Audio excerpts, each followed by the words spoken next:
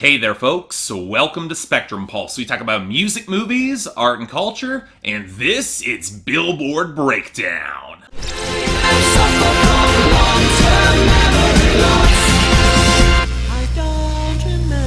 So do you ever have the feeling, looking at the Hot 100, that no matter what happens, it's not gonna be a good week? Yeah, that was my gut feeling going through the Hot 100 this week, and nothing to have to do with the air conditioning being busted in my apartment. And yes, things did slow down a little bit as things settle in for the summer with no major releases out right now. But at the same time, looking at some of these new arrivals, well, yeah, we'll get to it. But let's not forget about our top 10, where once again, Despacito by Louis Fonsi, Daddy Yankee, and the remix from Justin Bieber holds up at number 1. And this is no surprise at this point. Uniformly strong in streaming and sales, attraction on YouTube and the radio. Right now, I don't see what is challenging this. Certainly not That's What I Like by Bruno Mars, which despite losses on airplay, sales, and on-demand streaming, it's still holding on to number 2. Its margin is that thick. Granted, I'm the One by DJ Khaled and his posse of Quavo, Justin Bieber, Chance the Rapper, and Lil Wayne. That's cutting into that margin thanks to a streaming boost and consistent airplay gains, but it's not quite there yet, so it's at number 3. Then, somehow making another gain back up to number 4, we have Shape of You by Ed Sheeran. And seriously, even though I still do really like this song, even I'm starting to get exasperated by its longevity despite a better than expected sales week. It's still losing here, but its existing airplay managed to thus far push back Humble by Kendrick Lamar at number 5. Not exactly helped by weaker sales on that song's front either. Then we got Mask Off by Future, where it actually took some streaming and sales losses as it struggled to retain airplay, but YouTube is probably enough to hold it up to number 6. And that's also probably the explanation for EXO Tour Life by Lil Uzi Vert that's up to number 7, which held just enough YouTube and streaming to compensate. And seriously, can this just die already? It's an incoherent, incompetent mess of a song. Now, to be fair, some of this has to do with the sustained losses taken for something just like this by the Chainsmokers and Coldplay, holding at number 8 thanks to sales gains even as it bleeds airplay and streaming. The big surprise loss for me came to Stay by Zedd and Alessia Cara down to number 9, which must have had a discount or something last week because sales crashed hard and airplay seemed to peak. And finally, sticking around for another week despite all of my expectations and hopes, Congratulations by Post Malone featuring Quavo. I mean, it's got no real airplay, but it did have a good week on sales and streaming, and nothing below it can really challenge it right now, so okay, fine. It can stay at number 10 for now. But on a better note, our losers and dropouts. Not a lot to really care about in the latter category besides all of that Bryson Tiller falling out. The only reasonably considerable songs were Paris by the Chainsmokers and Element by Kendrick Lamar. As for our losses, bit of a mixed bag. I'm not really complaining that Guile Chested by Drake dropped sharply back to 91, or that Cold by Maroon 5 and Future is on its way out naturally at 58, or that Every Day We Lit by YFN Lukey and PNB Rock dipped back down to 62, or even that Black by Dirk Bentley took a hit to 71, or Most Girls by Haley Steinfeld lost traction to 86. Now, the only real loser that I'm surprised about is Scared to Be Lonely by Martin Garrix and Dua Lipa, which fell hard to 95. I had hoped that her debut might have landed some traction here, but the US charts have always seemed a little bit reticent to her, so she didn't show up this week, but you never know, she might show up in the future. I hope. But then we got our even smaller list of gains and returning entries. In the latter case, we only got one, Subime la Radio by Enrique Iglesias with Decima Bueno and Zion and Lennox at 96. But the only 2 gains we had? Well, I'm not really surprised that No Such Thing as a Broken Heart by Old Dominion went up to 78 off the debut, but that doesn't mean I'm pleased about it. I don't like that song. The only other gain making a recovery, actually, is Strip That Down by Liam Payne featuring Quavo, and I'm actually a little bit surprised by this. I thought that bad word of mouth had killed this song, but it actually picked up in all categories this week, including the radio, so this might actually have some traction, believe it or not, whether or not you like it or not, and frankly, I kinda do. It's not a bad song. But now on to our list of new arrivals that alternates between being mediocre, bizarre, and outright crap. So let's start off with number 99, Nobody Else But You by Trey Songz.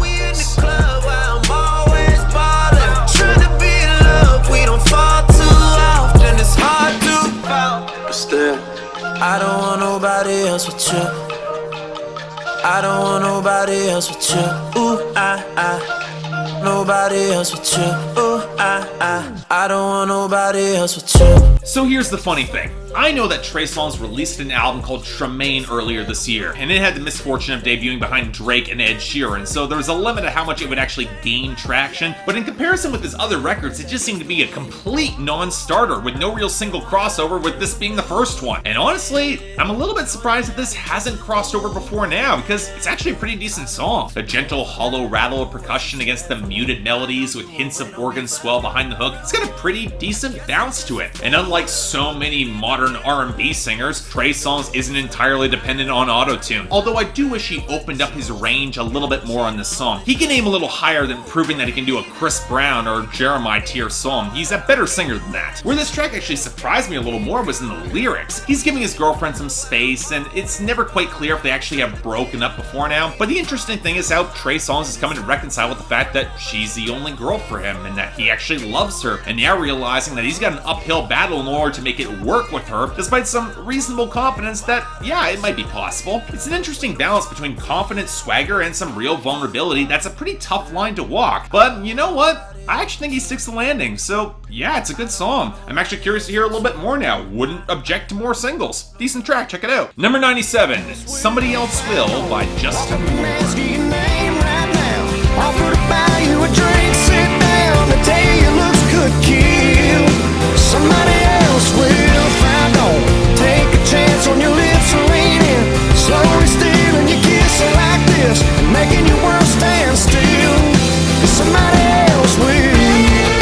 So Justin Moore released an album last year, and I didn't care at all to look. Look, You Look Like I Need a Drink, that was a passable song, but I don't tend to have a lot of luck with Justin Moore records, and frankly, I had a busy enough schedule last August with the whole international vacation and all that. So this is his second single that finally crossed over, and wow, the Justin Moore fans, from those that I know, I'm imagining most of them are pretty peeved with this track. The underweight verse with the obvious drum machine, that bass line and faint flutter of guitar before a hook that forces Justin Moore to his upper register for belting that he can't really pull off. Hell, the entire song feels like it's stretching for something that feels very uncomfortable and not like Justin Moore. And sure, I get stepping outside of one's comfort zone, that's also thematically appropriate in this track. Justin Moore is working up the courage to talk to this girl at the bar because if he doesn't make that move, somebody else will. But as a whole, it just feels awkward and uncomfortable, and not in a way that's all that endearing. More desperate than anything, and not in a good way. So yeah, I'm still not all that inclined to seek out that record because I'm not really a fan of this song. Sorry. Number 94, It's Everyday Bro by Jake Paul featuring Team 10. We shootin' with the gun, the tattoo just for fun. I Usain Bolt and run, catch me at game on. I cannot be outdone. Jake Paul is number one. It's everyday, bro. It's everyday, bro. It's everyday, bro. I said it's everyday, bro. Seriously, can I just copy-paste PewDiePie's reaction to this song and just leave right now? Do I really have to subject myself to a hip-hop single from a Vine and Disney Channel star that somehow thinks that both are selling points for his rap career? Do I really have to analyze one of the sloppiest, most amateurish viral hits in recent memory that features a mostly failed diss towards his ex-girlfriend, because that's so classy? And it's also, for some reason, a posse cut featuring a guy who thinks that England is a city, two Spanish kids who make Pitbull's flows sound good, a girl who sounds completely tuned out, and another guy who is completely unmemorable and anonymous. Do I really have to highlight how all of their rhyming, when they even bother to try, is so basic, and how they have no real expressive intensity or punch or charisma, or how their beat is a flattened stock piece that your average new crunk or trap MC would probably reject? Do I even need to imply that I could probably best these braying kids in terms of bars? Hell, I heard a Rice Gum's response diss. It was actually better than this, and that is saying something. That's setting a low bar indeed. And is anybody remotely fooled by how Jake Paul throws in references to brands like Quicken Loans, if it's not painfully obvious that he's getting paid for the name drop, despite it not making any sense in the song in context? Because that's the thing. These kids, they might be acting obnoxious, and there is kind of an appeal to that, I guess. But from every mention of merch selling like a god church and the call-outs to YouTube stats, it reveals itself as cynical, basic marketing, catering to the absolute lowest common denominator of sloppy hip-hop and YouTube stars. I've heard a lot of awful Vine-associated hits, but this, yeah, it's down there. Next, number 87, No No Better by Major Lazer featuring Travis Scott, Camila Cabello, and Quavo. Ooh, say that talk for the ones who don't know no better. Cause baby I know you better. Baby I don't know better. Baby I know you Baby better. I know. Baby I know you better.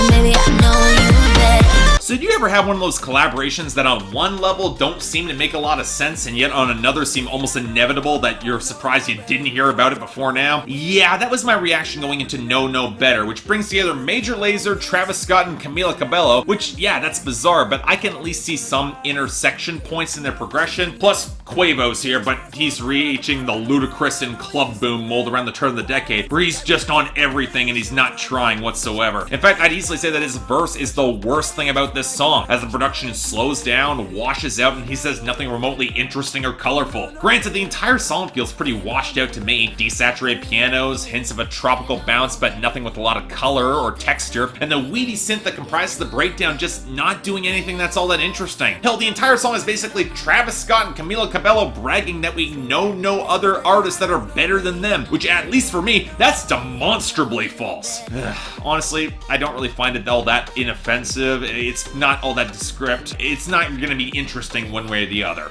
Next, number 85, Small Town Boy by Dustin Lynch. She's my ride or die, baby. She's my cool, she's my crazy. She's my laid back in the front seat. She's my with me till the end, girl. I'm turning up the 10, girl. She can have anybody that she wants to be, anywhere she wants to be. She loves a small town boy like me.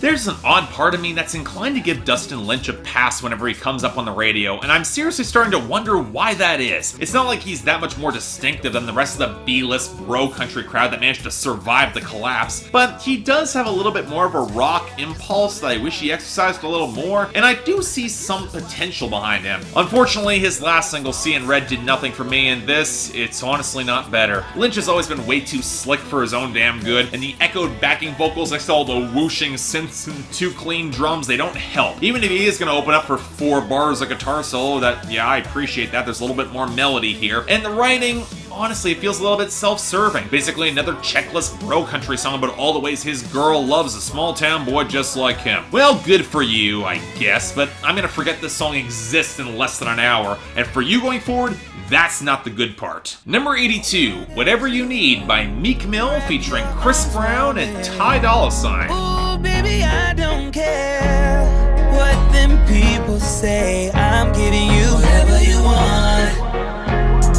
Girl, you know I can provide whatever you need. Whatever you need, baby. Listen to your heart, baby. I'm the only. Okay, seriously, why are we still getting Meek Mill singles? From all the bragging he does about it, I thought Drake effectively ethered his career. So why are we getting a new single from this guy? And why is it being produced by DJ Mustard of all people? I thought we got rid of him too. Actually, to be fair, the heavy, wiry synth off he set at the piano, that's not a bad fit, even if the trap snares feel a little bit dry, even if it all is again sampled from a Tony's Whatever You Want, and we're stuck with Chris Brown crooning over the hook, with Dolla serving as the completely unnecessary backup for a bridge that I've already forgotten. But really, instead of Meek Mill bragging about all the things that he has that you don't, he's bragging about all the things he can give his girl, and look, for Meek Mill, this is pretty soft. While he's not exactly yelling, it's not like he's melodic or all that interesting of a rapper to make this sort of song feel inviting or interesting the same way that, say, T.I. did with Whatever You Like nearly 10 years ago, which is a much better song, and Meek Mill doesn't have a lot of range. Chris Brown is probably the only one who delivers consistently on this track, but even then, beyond a good melodic sample, there's not a lot here to really remember.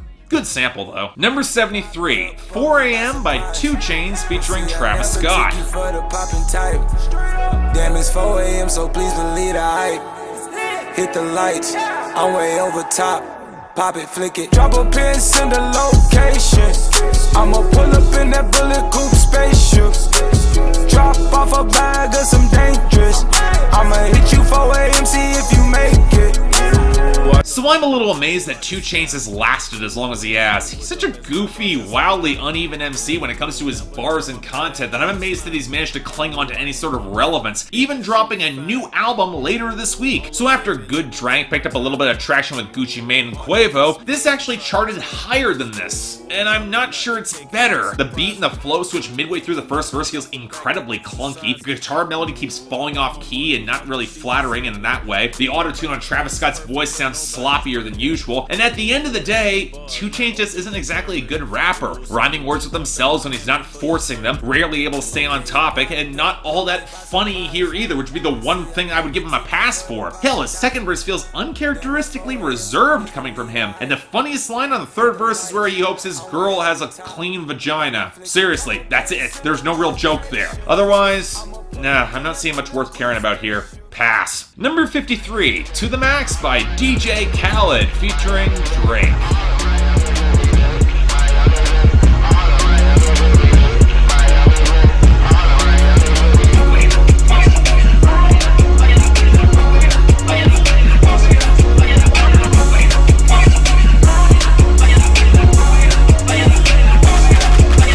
Okay, so last time that Drake and DJ Khaled had a big collaboration single, it was For Free, and it wound up on my list of the worst hit songs of 2016. So I'd like to think it could only get better from there, right? Actually, I think it does, but it's more because the song features a lot less Drake rapping and more of a collage of various samples against the thin trap hi-hats, the bass beat, and a piano that dissolves pretty quickly into this filmy synth that doesn't really stand out all that much. And look, I appreciate something that's actually a little bit up-tempo, even if you can tell that Drake's a little bit checked out on this song. But considering that you brought together 3 samples and just cranked up the tempo and didn't really get anything with more distinctive melody, in a bizarre way, the collage reminds me a bit of a Plunderphonics song. But whereas the best of those make their samples add up to more in the end, here it's a track about going to the max and it's lukewarm at best. I don't really get all that hyped off this. It's not precisely bad, but again, I'm not sure how much I'm going to remember it going forward. Just kind of nondescript if I'm being honest. And finally, number 42, Down by Fifth Harmony featuring Gucci Mane. I'm gonna keep loving you down, down, down. Long as you're holding me down, down, down. I'm gonna keep loving you down, down, down. I'm gonna keep loving you. So this is this big test for Fifth Harmony going forwards. Can they survive as a foursome despite having lost their worst member, or are they destined to just fade away like what happens with so many boy and girl groups when they lose members and just fall apart soon afterwards? Well, to prop things up, they brought on Gucci Mane for support, but I'd probably argue that's a hedge that can backfire, and yet I don't quite think it happens here, but that's more because there isn't really much to this song. Sparse, rubbery, tropical synth with hints of a distant melody on the hook, all of which just bottoms out for Gucci Mane to rattle off an utterly generic verse about supporting one's partner. But really, the bigger problem here is the tempo. The song feels like it's trying to replicate the work-from-home bare-bones template with a lot of the melody and a lot of the hook. But while they got rid of the incredibly embarrassing lyrics on that track, they didn't exactly swap them out for much that's all that interesting, and they slowed down the tempo considerably, likely because Gucci Mane would have never been able to keep up. But really, I guess I can kind of appreciate Fifth Harmony trying to support the partner or each other as a group staying together. It can operate as both and reinforce the whole quasi-submissive thing that they've been trying that I'm honestly not that big of a fan of. But you know what? If I'm comparing them to, the other 4-person girl group, it can bring much more unique personality for each singer and richer harmonies and stronger hooks. Yeah, I gotta be honest, I'm sticking with them. But still, this isn't really bad. I can kind of get behind some of the harmonies here. It's actually not bad enough that it's getting the honorable mention to Nobody Else But You by Trey Songz for the best of the week. Worst? Oh, come on. Is it even a contest for It's Everyday Bro by Jake Paul and his posse of forgettable non-stars that are going to be forgotten in a year, with dishonorable mention going to 4 AM by 2 Chainz and Travis Scott. Like, I didn't like the production, and 2 Chainz is certainly capable of better. Okay, next week I'm expecting there to be some actual movement thanks to the new Katy Perry. Lovely. But until then, I'm Mark, you're watching Spectrum Pulse and Billboard Breakdown, and I'll see you next time.